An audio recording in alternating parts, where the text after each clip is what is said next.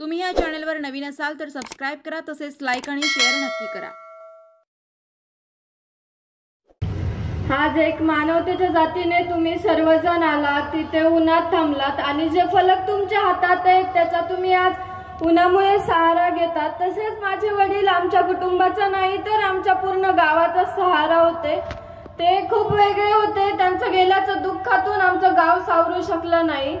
आणि जे आरोपी आहेत ते खूप म्हणजे त्यांच्यात मला एक प्रश्न पडतो, त्यांच्यात मानवता का नसेल? ते इतके क्रूर कसे असतील? त्यांनी माझ्या वडिलांना इतके हाल करून मारलं, त्यांनी म्हणजे त्यांची इतकी निर्घुण हत्या झाली आहे। जे आरोपी असतील त्यांना मानवता का नसेल हा मला प्रश्न पडतोय।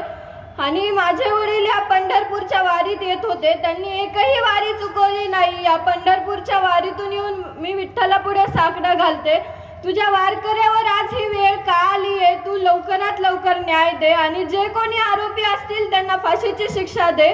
पण मनातून कुठेतरी एक प्रश्न उठतोय की आरोपींना फाशी देऊन त्यांच्या घरच्यांना किती दुःख आहे। आज जसं दुःख आपल्याला आहे तसं ते पण त्या दुःखातून जातील। पण काय करावं, त्यांनी इतकी क्रूरपणे माझ्या वडिलांची हत्या केली।